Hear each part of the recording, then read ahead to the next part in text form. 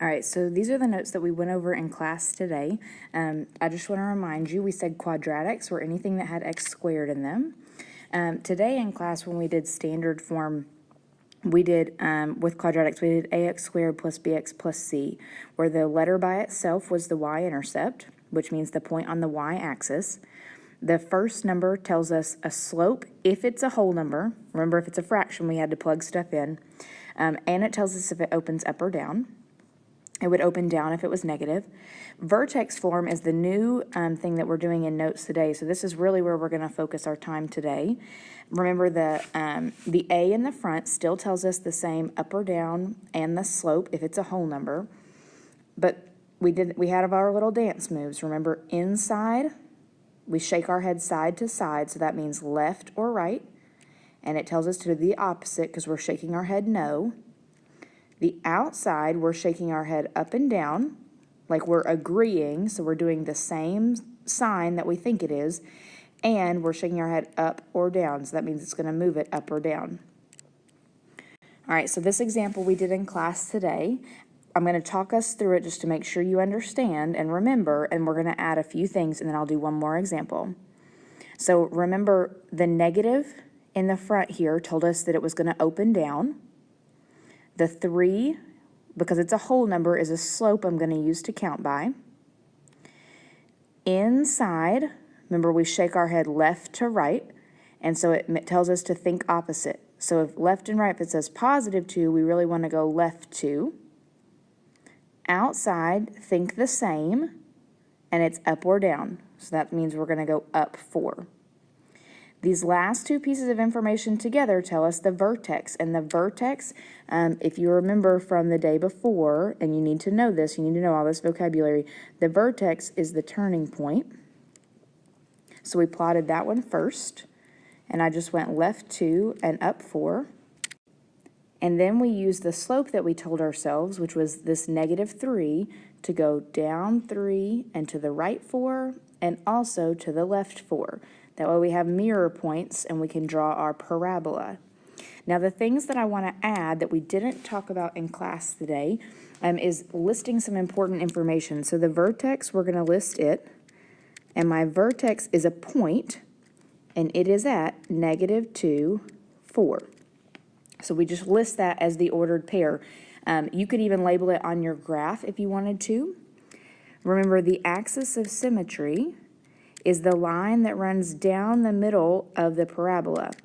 And so if I draw that line, I've got this line that runs down the middle. It's cutting through the x-axis. So my axis of symmetry is x equals, and if you pay attention to where it's cutting at negative 2. You can also get that. Notice that that comes from the vertex. So the x part of the vertex gives us the axis of symmetry. I'm saying it that way to help make you think axis is x, okay? The other thing that I want us to look at is domain and range, which we talked about today. And domain, you already know, domain is, for these problems, is always going to be all real numbers. Our range, notice that the highest y value is 4. So our range is going to be y, and because it's going down, less than or equal to 4. Another cheat for that, if you notice that the range, the value you get for the range, because range is y, comes from the y value of the vertex. So the vertex can tell you the axis of symmetry and the range. It's kind of like a cheat for you. All right, let's do one more all the way together. All right, so here's our second problem. The first thing we need to do is figure out what all information do we get from our equation. So the first thing, this is positive, the 2 is positive, so that means it's going to open up. And my slope is going to be 2, because it's a whole number. Inside, think opposite, so that means positive 5, and left or right, so that means I'm going to go right 5. Remember your dance moves if you're not following where I'm getting this.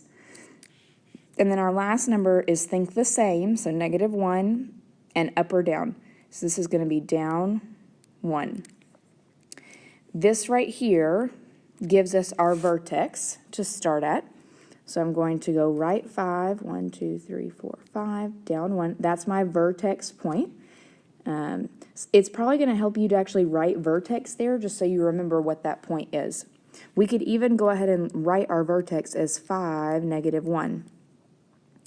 And then our slope is 2, so I'm going to go up 2 over 1, up 2 to the left 1 because I want a U shape. Just make it as curved as you can. Try to make it look curved like a U and not like a V. And then remember our cheats now, okay? The vertex, the axis of symmetry. Remember, axis tells us to look at the x. So the axis is x equals 5 because I'm looking at the 5 from the x. The range can come from the y for the vertex. So that's y, and because we're going up, greater than or equal to -1. And then domain is always all real numbers. All right, come in class tomorrow ready to practice some of these skills together. All right, there's 2 more quick notes that I want to show you. This is called Don't Get Tricked. The other 2 already have numbers in all of the different places that you might need to graph and find all the important information. Some things that are going to look weird that you might see today. You might see something that is going to say that it's in vertex form, but you may not recognize that, and it may look like x squared minus 8, for example. So you may be saying, well, there is no inside there or outside, there's no number in the front. I just want you to recognize that if you see that, the number in the front is 1, and remember the squared always goes on the outside of parentheses, so we can rewrite this to say y equals 1, x, and think about what can you add to x that isn't going to change it, and that's going to be 0, so x plus 0 squared minus 8. So then when you see that, that's going to tell you that you've got a slope of 1. The plus 0 is going to not move you left to right at all, and then the minus 8 is going to move you down 8. So that really is vertex form. You just don't recognize it because you don't see the parentheses right away. All right, the other thing that I want to talk about to you, just because you may see it today, is in case you see something that has a fraction in the front, because I think that I've told you already, if you have fractions, you can't work that out right away as like a slope. You've got to actually plug a number in. So you are welcome to try any problems like that on your assignment today, but if you see a fraction and you want to just put a star next to it to skip, you can, because you cannot treat fractions as a slope, which means you must plug in a value to figure out how to find the next point on your graph. So again, if you see this today, you can skip that and we'll talk about it together. All right, this last example, real quick, is about going from vertex to standard form. So there are a lot of things that we can find in vertex form. Like we've said, we can find the vertex, the axis of symmetry. That also helps us do domain and range. But some things that are much more difficult to find in vertex form are the y-intercept. It's not given right away, and a lot of times that's actually going to be quite an important piece, even though it doesn't seem like it. Specifically when we get to word problems. And then also the roots, which we don't see right away in standard form, but it's much easier to find them from standard form. So I want to show you how to transfer this over so you can get the information you need. So the vertex, remember, I'll just go ahead and name. Inside's the opposite, outside's the same. Axis of symmetry is the y value. Domain is all real numbers. And range, I know that this opens down, so I'm going to have y is less than or equal to, and I'll pull the y value from the vertex 3. So to find our y-intercept and the roots to change this to standard form is just everything multiplied out. So the first thing we have to do is multiply this x minus 2. Well, it would help if I wrote the x squared. So remember from last week, we're just going to write that twice.